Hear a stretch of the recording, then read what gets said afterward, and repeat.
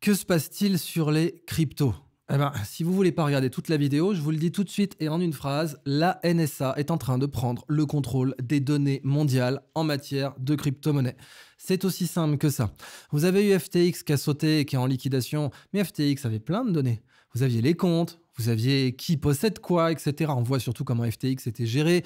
Il vous écrivait que vous aviez un bitcoin sur votre compte, en fait, vous ne l'aviez pas. C'était les pires fraudeurs de l'histoire. Les types étaient aussi accessoirement, comme ils étaient des gros fraudeurs, les deuxièmes donateurs du Parti démocrate, bon sang ne saurait mentir. Mais bon, ils avaient masse de données. Et les données, qui c'est comme ça? La NSA. C'est leur job d'attraper les données du monde. Eh ben, ils sont en plein dedans. En toute discrétion, Binance a dû céder les méthodes de guerre économique américaine. Alors, vous avez l'affaire Alstom, hein, c'est la même histoire. Rappelez-vous de l'interview légendaire de Pierucci sur Thinkerview, où là, il balance tout, il montre que les Américains ont poussé l'abomination jusqu'à le mettre en tôle avec des sicarios nicaraguayens, à devoir hypothéquer la baraque de ses voisins ou de ses collègues pour pouvoir payer sa caution, quand il a dû enfin revoir un peu la liberté, mais sans avoir le droit de quitter le pays. Les États-Unis ont été capables de mettre une pression judiciaire toute pétée sur Pierucci pour récupérer Alstom. Évidemment, le patron d'Alstom, avec son courage légendaire, n'a pas pipé mot. Et le Quai d'Orsay à l'époque, c'était pas dirigé par Chirac. On était sous Macron, enfin on était sous Macron pour Bercy, qui était complètement pour la revente d'Alstom aux Américains de toute façon. Et on était sous Hollande. Bon, Hollande, hein, je veux dire, tout est dit fondamentalement. Comme l'avait très bien dit Pierre Conessa, Hollande, il était patron de la Corrèze. Je veux dire, si ça l'avait préparé à la grande faisande américaine, ça se saurait. Et donc, les Américains ont récupéré Alstom. Entre-temps, ils ont récupéré Gemalto, la TCOR. Ils veulent mettre la main sur Dassault aussi. Si jamais ils y arrivent, ils mettront la main sur le Naval Group. Pas de problème. En fait, les États-Unis, en matière de guerre économique, ils ont une politique à large spectre. Ils vont sur la totale. Et dans le large spectre, il y avait récupéré FTX, le deuxième échangeur mondial de crypto-monnaies. Il y avait aussi récupéré Binance. Sauf que Binance, c'était contrôlé par un fugitif, ouais, littéralement un fugitif. CZ, le patron de Binance, un petit génie, hein, pas de problème. Il aurait voulu être à la place de Samuel Bankman-Fried. Autant Samuel Bankman-Fried était une tanche qui pensait être intelligente. C'est un peu comme la totalité du gouvernement Macron aujourd'hui. Je veux dire, c'est des tanches qui pensent être intelligents parce qu'on leur donne du pouvoir. Vous comprenez, hein, vous donnez du pouvoir à Bruno Le Maire, il va croire qu'il est intelligent. Il va oublier qu'il sait pas ce que c'est qu'un hectare. Il va oublier qu'il sait pas faire une règle de 3. Il va croire qu'il est intelligent parce qu'on lui a donné un ministère. Eh bien, Samuel Bankman-Fried, il a cru qu'il était intelligent parce que ses parents étaient à Stanford et parce qu'on lui avait donné des milliards. Ah, quand vous avez des milliards, vous êtes intelligent. C'est logique. Bon, maintenant, il risque 114 années de prison. Eh bien, CZ, lui, il était vraiment intelligent. Et comme tous les gens intelligents, il avait compris que pour faire des cryptos, valait mieux pas être aux States. Alors, la structure légale de Binance, elle était un peu à Singapour, un peu par-ci, un peu par-là. C'était itinérant. C'était comme l'As malade, l'émir Abdelkader. Ça se déplaçait. Ça, c'était ce que faisait CZ pour Binance. Et ça marchait bien. Binance était un bon échangeur de crypto. Puis, à la grande époque, si vous aviez une carte de crédit Binance, votre cashback en BNB, là, pour certains, ils ont eu l'équivalent d'un cashback de 100%. C'est-à-dire que vous achetez une Maserati avec votre carte Binance, on vous donne un petit cashback en BNB, donc la monnaie de Binance. Mais comme le BNB monte, parce qu'évidemment, spéculation sur les cryptos, et ben en fait, il va se mettre à valoir x10. Et si on vous a donné un cashback de 10%, vous aviez la super carte de la mort, eh bien, vous avez eu votre Maserati gratuite. Il y a eu un petit groupe de gens, c'est pas du marketing, ça s'est vraiment passé, qui ont eu l'équivalent d'un cashback de 100% sur leur carte Binance à une époque. Attention, je vais pas vendre du rêve. Ah, au passage, je vais faire cette parenthèse une dernière fois, j'ai jamais fait en vidéo. Je n'ai pas de compte Telegram, je vends pas de crypto sur Telegram. S'il y a un mec qui a mon visage et qui vous dit achetez ma crypto Abercan Coin ou Grok Coin ou Moncu Coin sur Telegram, vous êtes face à un arnaqueur. Je peux rien faire. Je l'ai mentionné plein de fois à Telegram. J'ai même porté plainte une fois. Rien n'y a fait, soyez juste vigilants. Si j'en parle pas sur mon site, sur Twitter ou sur autre, c'est que c'est une grosse arnaque. Je ferme cette parenthèse parce que comme cette vidéo parle de crypto et que inévitablement il y aura des fraudeurs qui vont utiliser mon visage pour dire Telegram-moi dans les commentaires, eh bien, il faut que je vous vaccine toutes et tous face à ces conneries. Ne jetez pas votre argent par les fenêtres par pitié. Fin de la parenthèse. Donc Binance, à la grande époque, c'était les rois du pétrole ou de la crypto. Et être listé chez Binance, mais c'était vraiment la consécration quand vous aviez un projet crypto. Eh bah oui, mais la NSA, les États-Unis en général, ils voyaient pas ça d'un bon œil. Eux, ils voulaient contrôler tout ça. Or, avec l'extraterritorialité du droit américain lié au dollar, à savoir, vous faites des transactions en dollars, oui, eh ben, très bien. Donc vous êtes soumis au droit américain. Mais non, je suis à Singapour. D'ailleurs, CZ ne foutait jamais les pieds aux États-Unis. C'est ce que lui reprochait Samuel Bankman-Fried. À chaque fois que Samuel Bankman-Fried voulait se foutre de sa gueule, voulait montrer que c'était lui qui avait le meilleur échangeur, etc., eh ben, il disait, moi au moins, je peux foutre les pieds aux États-Unis. Ah bah oui, toi au moins. Bon, maintenant, tu risques 114 ans de prison. Mais toi, au moins, tu peux mettre les pieds aux États-Unis. Mais ça veut dire que CZ, il risque, ou il risquait certainement aussi 114 ans de prison ou plus. Les Américains rigolent pas avec ça. Voyez ce qu'ils ont fait au pauvre Pierucci. Imaginez ce qu'ils auraient pu faire à CZ. CZ en était parfaitement conscient. Donc, il avait beau être milliardaire, il avait beau se déplacer en jet privé et faire le tour de la planète, il savait qu'à tout moment, débarquer d'un aéroport, il pouvait se faire arrêter par Interpol ou par une autre juridiction, comme le fameux smiling hacker algérien a été arrêté en Thaïlande. Je crois que Victor Bout aussi, le légendaire Victor Bout qui a été échangé contre la basketteuse américaine, était aussi en Thaïlande. Bon, CZ savait qu'il ne pourrait pas dormir tranquille. Et ça se voyait, il était tiré, fatigué, il avait beau être milliardaire, il était usé. Donc au bout d'un moment, il a décidé de faire une loup de Wall Street intelligente. Je dis contrairement à Samuel Bankman-Fried ou au loup de Wall Street, il était brillant et il a décidé de dire, bon, allez, je rentre en égo avec l'oncle Sam. Et donc il a payé des milliards et toutes les données de Binance maintenant sont dans les mains de la NSA, qui n'a qu'une envie, c'est que le service continue. Mais comme avec FTX, idéalement, ils auraient eu envie que le service continue aussi, puisque comme ça, ils auraient pu continuer à avoir les données, à pouvoir espionner, à pouvoir faire plein de trucs, compromettre des gens, faire sauter des politiciens, enfin, tout ce que la NSA et la CIA savent bien faire quand ils travaillent ensemble. La Binance va continuer, mais les États-Unis contrôlent les datas de Binance. Et les marais de data, c'est une guerre nouvelle, c'est une guerre plus récente. Les câbles sous-marins, etc. Mais la NSA, c'est son job. On a les GI et les marines qui peuvent envahir un pays pour choper un puits de pétrole. Bah, la NSA, elle fait des OPA pour attraper des puits de données. Alors, qu'est-ce qui se passe dans les cryptos ? Bah, le château Binance est tombé. Et aujourd'hui, les États-Unis contrôlent la majorité de l'écosystème crypto dans le monde, de très loin. Que les Chinois ont décidé de ne pas y mettre les pieds pour pouvoir mettre leur monnaie de banque centrale, pour pouvoir mettre leur monnaie digitale. Mais du coup, les Chinois n'ont pas un Binance ou un FTX. Donc, dans les transactions crypto mondiales, c'est la NSA, c'est la CIA qui contrôle ça. La majorité des échangeurs sont sous leur contrôle. Il va rester crypto.com, dont je ne peux même pas vous dire qu'il n'est pas déjà sous le contrôle effectif de la NSA en matière de données, en matière de qui peut observer, analyser les données. Mais après, il y aura la question du cours. C'est-à-dire, vous avez l'arme financière aussi. Alors ça, c'est plutôt la CIA, en général, qui est douée là-dessus. Créer des hedge funds, créer des sociétés écrans, etc. Ça, c'est plutôt leur job. Et aujourd'hui, avec l'ETF crypto-monnaie qui va être fait par BlackRock, le dernier bastion, c'est le Bitcoin. Et oui, c'est pour ça qu'il faut comprendre pourquoi je suis maximaliste. Moi, en fait, fondamentalement, je suis un cypherpunk, un crypto-anarchiste. Je suis politiquement contre tous les projets préminés. Des projets où les fondateurs préminent leur crypto-monnaie, se la distribuent entre eux, peuvent à tout moment agir dessus. Je veux bien être pour d'un point de vue spéculatif, d'un point de vue purement économique, mais à l'échelle de mon idéal politique, je suis contre. Donc, ça ne veut pas dire que pragmatiquement, je ne vais pas vous dire à une époque, telle crypto était intéressante ou pas intéressante, mais mon idéal politique, c'est le Bitcoin.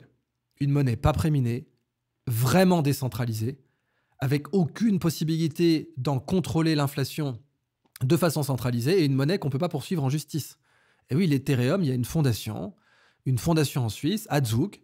Si cette fondation est poursuivie, vous avez tout l'écosystème Ethereum qui peut se péter la gueule. Alors, il survivra, il y aura des gens qui vont le forquer, il y aura des solutions, mais ça serait dévastateur sur l'écosystème Ethereum d'avoir cette fondation poursuivie. Pareil dans la structure politique de Solana, pareil dans la structure politique d'Avalanche, enfin, ce que vous voulez. Et ça, c'est la force, la supériorité, même conceptuelle, du Bitcoin. Le Bitcoin est vraiment décentralisé, n'a jamais été préminé, est vraiment distribué. Mais il est possible de le contrôler. En contrôlant plus de 50% des nodes, vous pouvez contrôler le Bitcoin. La CIA, le FBI ont essayé. Et puis, vous pouvez aussi en contrôler le cours en faisant des ETF. Bah, ça, c'est BlackRock. Puis attention, BlackRock, la plus grosse arme financière que l'humanité ait jamais connue. BlackRock, ils peuvent vous abattre un pays. BlackRock, c'est l'étoile noire. On n'aurait pas dû l'appeler BlackRock, on aurait dû l'appeler Black Star. Parce que fondamentalement, il vous fait sauter la planète, BlackRock. Et quand on vous met BlackRock et Vanguard, qui contrôle une partie de BlackRock, et Vanguard, c'est encore plus secret et select que BlackRock. Quand on vous met BlackRock et Vanguard pour commencer à manipuler le cours du Bitcoin, c'est qu'on considère que c'est une forteresse sérieuse. Surtout face à un futur désiré par le World Economic Forum et par BlackRock, de monnaie digitale, de banque centrale, qui vous sera interdit de dépenser dans certains produits, qui sera complètement fliqué, parce que, disons-le, c'est du flicage, en violation des droits de l'homme, et qui pourra être confisqué à tout moment de toute façon. Et qui, cerise sur le gâteau, bien sûr, sera une monnaie évanescente, c'est-à-dire qu'elle disparaîtra à la fin du mois ou à la fin du trimestre. Vous aurez des vrais Black Friday où il faudra dépenser vos crédits parce qu'en fait, on aura remplacé votre argent du peuple souverain par un bon d'achat avec une date d'expiration. Eh bien, pour faire ça, il faut faire place nette sur les cryptos. Il faut contrôler qui possède les cryptos. Vous contrôlez FTX, vous contrôlez Binance, vous contrôlez crypto.com. Bah, c'est bon. Alors évidemment, les vrais cypherpunks, ils vont vous dire cold wallet ou votre propre clé sur un wallet à vous. Alors ça peut être MetaMask, ça peut être le wallet de Brave, le navigateur Brave qui reste le meilleur navigateur au monde aujourd'hui. Mais bon, en termes d'ergonomie, Madame Michu, elle va pas faire ça. Alors on pourrait s'organiser, on pourrait créer des ateliers de vulgarisation, mais les geeks, ils sont cons. Il y a qu'à regarder la communauté Linux aujourd'hui. Ils sont cons en matière d'ergonomie. Ils pensent que l'ergonomie, c'est pour les faibles. Ils veulent pas donner des cours d'ergonomie. Quand on leur parle de distribution Linux avec une bonne ergonomie, comme Ubuntu ou Mint ou autre, ils vous disent c'est pour les faibles, ça. C'est des cons. Ils sont bêtes. D'un point de vue purement marketing, ils sont bêtes. Ils comprennent pas que l'intérêt, s'ils voulaient vraiment faire triompher Linux, l'intérêt, ça serait que leur grand-mère l'utilise, que c'est très très bien d'arrêter d'être comme ça élitiste et de le diffuser au plus grand nombre. C'est pareil pour une grande partie de la communauté cypherpunk. Ils veulent vraiment pas faire de vulgarisation. Ils veulent pas aider, ils veulent pas créer des groupes simples qui permettraient à tout le monde d'avoir son wallet MetaMask, qui permettraient à tout le monde d'avoir son wallet sur Brave. Mon Dieu, ça serait génial si Brave, comme navigateur, représentait 30% de part de marché mondial et que tous les utilisateurs de Brave avaient un peu de crypto-monnaie sur leur wallet. Ça serait fantastique. D'un point de vue humanitaire, ça serait fantastique. Ça permettrait vraiment, même d'un point de vue démocratique et politique, ça permettrait de rendre le pouvoir au peuple. Parce que le pouvoir monétaire est le pouvoir le plus puissant de tous. Il n'y a qu'à voir comment le pouvoir monétaire achète le pouvoir médiatique pour pouvoir contrôler les opinions, déterminer qui sont les gentils, qui sont les méchants. Ce qui est le but de la presse aujourd'hui. Pas de chercher la vérité, mais de déterminer qui sont les gentils et les méchants. Pas de le déterminer d'une façon d'investigation, non, de le déterminer d'une façon politique. De dire lui, il est méchant, lui, il est gentil. Alors, lui, il a beau avoir violé des enfants, il est gentil. Lui, il a beau avoir soigné des gens, il est méchant. Bon. Eh bien, si tout le monde avait MetaMask, si tout le monde avait le wallet de Brave, ça serait fantastique. Mais c'est pas le cas. Et une partie des cypherpunks sont responsables parce que ce sont des abrutis en matière d'ergonomie et qui sont tout fiers de dire « Ah non, mais ça, c'est pour l'élite, monsieur. C'est pas fait pour n'importe qui. » Virez ça de votre tête, bande de débiles. La bonne chose, ce serait que l'humanité entière ait son wallet qui soit décentralisé et que les États ne puissent pas investiguer et ne puissent pas manipuler. Donc pour l'instant, le dernier bastion, c'est Bitcoin. Bon, et Monero, et des monnaies vraiment décentralisées et vraiment sécurisées avec une inflation qui ne peut pas être modifiée, ok. Mais dans ce cas-là, pour faire tomber la forteresse Bitcoin, on fait comment ? On fait comme pour l'or, on fait comme pour l'argent. JP Morgan, BlackRock ou d'autres manipulent le cours de l'or et de l'argent depuis des années. Et JP Morgan, pour le coup, ils se sont fait condamner pour ça. Ils manipulent le cours. Ils se sont fait condamner, ils vont jamais faire de prison, juste une petite tape sur les doigts, petite amende, n'y revenez plus, puis voilà. Comme Citadel s'est fait griller à manipuler les marchés en Asie. Et ils ont même été interdits de market making en Asie parce qu'ils manipulaient les marchés. En Chine, précisément. Si vous ne pouvez pas contrôler les datas, si vous ne pouvez pas contrôler les fondations, donc par exemple, demain, Ethereum vous emmerde, vous créez avec les bons procureurs, vous avez des procureurs qui sont sur le payroll de la CIA, ça c'est connu, je veux dire des procureurs qui sont des juges et des procureurs qui sont payés ou influencés par la CIA, c'est le cas en Italie, c'est le cas au Brésil, c'est le cas dans l'affaire Clearstream, etc. Vous trouvez l'un ou l'autre procureur sur votre payroll ou bien que vous pouvez influencer avec le fameux acronyme de l'influence MICE pour les services spéciaux qui vous donne les grands moyens, les grands effets de levier que vous pouvez avoir sur une personne, sur une source pour la contrôler. Donc MICE, le M c'est money, le I c'est idéologie, tu te bats pour le communisme, le C c'est coercition en français, et le E c'est ego. Ah, t'es supérieur, il te traite mal, il faut que tu te venges, ça c'est l'ego. Bon, MICE, ça vous donne comment vous pouvez avoir un effet de levier. Vous utilisez MICE sur un juge, Dieu sait que ça sera faisable, la CIA l'a fait, et vous pourrez inculper la fondation Ethereum en Suisse et tout faire péter. Pas de problème. Vraiment pas de problème, c'est faisable. Mais Bitcoin, c'est encore au-dessus. Voilà le souci. Pour Bitcoin, il faut un plan différent. Et ce plan, c'est de manipuler le cours, comme pour le cours des lingots d'or, comme pour le cours des lingots d'argent. Le but pour Bitcoin, c'est de faire ça. Et c'est là qu'arrive BlackRock, c'est là qu'arrive Vanguard, c'est là que vont arriver les autres banques. L'idée étant de totalement contrôler l'écosystème crypto, soit par les data, soit par la pression juridique possible, soit par la manipulation de cours de type pump and dump. Vous avez, parce qu'il y a des baleines aussi, le FBI par exemple possède plein de Bitcoin. Donc le FBI peut recevoir un ordre du département de la justice pour lequel il travaille, dire liquidez vos Bitcoins, voilà, ou donnez-les à la CIA. Voilà, on vous donne l'ordre de donner vos Bitcoins à la CIA, puis la CIA en fera ce qu'elle veut. Et la CIA a fait des opérations financières frauduleuses. Ça fait partie de ses attributions de faire des opérations financières clandestines. Donc elle pourrait tout à fait manipuler les cours du Bitcoin, créer de la panique. La CIA est aussi capable de faire du FUD, Fear, Uncertainty and Doubt, donc de faire planer le doute sur tel ou tel échangeur ou sur telle ou telle monnaie pour contrôler ses cours, pour créer des paniques. On l'a vu avec Terra Luna, parce qu'en plus la communauté crypto elle-même, par sa gourmandise et sa stupidité structurelle, elle donne les moyens de faire ça. Il n'y a qu'à voir donc FTX, qui était une fuckfest géante, littéralement d'ailleurs, puisque les fondateurs faisaient l'amour dans les bureaux à la joyeuse, donc ils ont tout donné pour faire péter l'écosystème crypto. Mais Terra Luna, c'était une pyramide de Ponzi, c'était une arnaque. Et donc quand Terra Luna a sauté, ça a créé une grande panique sur les cryptos, mais ils avaient donné le bâton pour se faire battre. Et c'est pour ça que j'adore Bitcoin, parce qu'eux, ils ne donneront jamais le bâton pour se faire battre. En tout cas, autant que faire se peut. La communauté des mineurs, je sais pas. Les grands nodes, les grands full nodes, je sais pas. Mais Bitcoin, c'est vraiment le bastion. Et c'est pour ça que BlackRock et Vanguard ont décidé de l'attaquer comme si c'était de l'or. Donc le Bitcoin a bien démontré qu'il était de l'or digital parce qu'il est attaqué de la même façon. Toutes les autres cryptos qui sont attaquées différemment, par le FUD, par la manipulation de marchés politiques, pas manipulation de marché type or papier, eux ont montré qu'ils n'étaient pas fondamentalement qui sont fait poursuivre donc par des procureurs, etc. Ont montré qu'ils n'étaient pas l'or digital, mais Bitcoin l'est pour de vrai. Alors maintenant, comment aller plus loin ? Il ne faut pas considérer que le Bitcoin, c'est la fin du monde en matière de crypto. Il faut s'en inspirer, il faut faire mieux, il faut multiplier les monnaies complètement décentralisées, non préminées. Non préminées, j'insiste. Le futur, ce serait les Proof of Useful Work. Parce que dans le Bitcoin, alors qu'est-ce que c'est qu'un Proof of Work ?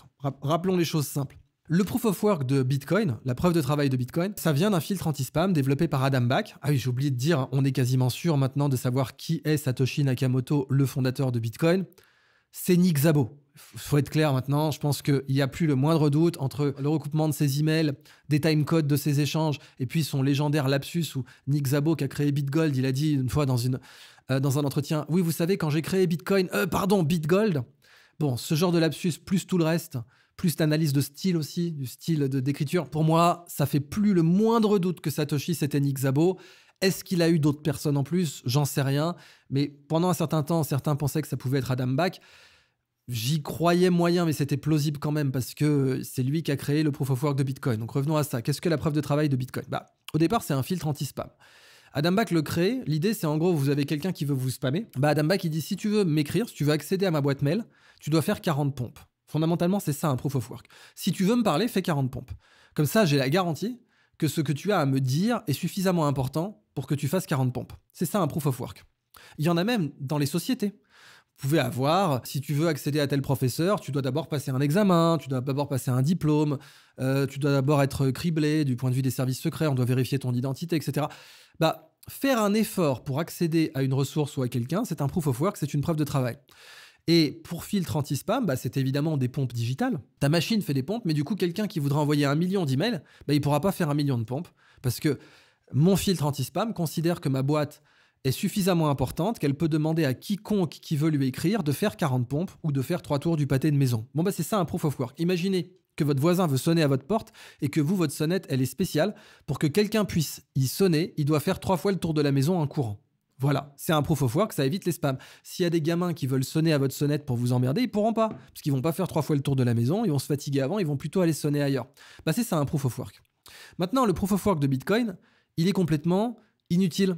C'est pas un Proof of Work, parce que vous pouvez faire un Proof of Work utile, donc une preuve de travail utile, un Proof of Useful Work, c'est quoi ? Tu veux m'écrire ? Tu vas bêcher mon jardin. Tu veux m'écrire, mais tu vas repiquer mes tomates. Tu veux m'écrire, tu vas récolter mes aubergines, tu vas nettoyer la baraque, tu vas laver ma voiture. Ça, c'est un Proof of Useful Work. Ça filtre les spams et en plus, ça vous donne un travail utile. Pour Bitcoin, il n'y a pas ça. C'est vrai. C'est une des limites de Bitcoin. Ce n'est pas un Proof of Useful Work. On pourrait faire, en théorie des nombres, en théorie, en cryptologie chaotique, par exemple. Enfin, il y aurait plein de proof of useful work qui pourraient être faites pour des nouvelles cryptos qui cohabiteraient avec le Bitcoin pour augmenter sa résilience. Parce que être décentralisé, c'est bien, mais que tout dépende de la même crypto mère qui a été la seule à être complètement honorable et pure et à ne pas être préminée, à ne pas être corrompue par l'appât du gain, parce que le préminage, fondamentalement, c'est ça. Eh bien, c'est la seule, bon, avec Monero. Et quelques-unes, mais bon, en avoir d'autres, c'est bien. Donc que d'autres idéalistes, que d'autres cypherpunks décident de faire des monnaies encore meilleures que le Bitcoin, pas des saloperies. D'ailleurs, il n'y a qu'à regarder ce que Adam Back, qui est un total maximaliste, pensait, même d'Ethereum. Pour lui, c'était la mère de toutes les shitcoins, les mauvaises crypto-monnaies. Bah même Adam Back considérait que même Ethereum était un shitcoin, était même la mère ou le père de tous les shitcoins. Bah, qu'on trouve de nouveaux idéalistes comme ça, qui fassent des nouvelles crypto-monnaies parfaites sur la base du Bitcoin, ce serait la meilleure façon de battre cette OPR. Mais pour l'instant, l'Empire est en train de gagner, l'étoile noire, pardon, BlackRock est en train de gagner, la NSA s'est emparée des données de Binance et les États-Unis contrôlent ce qui reste d'FTX. Pour l'instant, l'Empire contre-attaque face aux Jedi du Bitcoin. Eh bien, il ne tient qu'aux nouveaux Jedi de créer un nouveau camp rebelle pour les crypto-monnaies et de sauver l'humanité de la centralisation à outrance et fasciste et dictatoriale de sa monnaie qui l'attend d'ici 2035 si elle ne fait rien.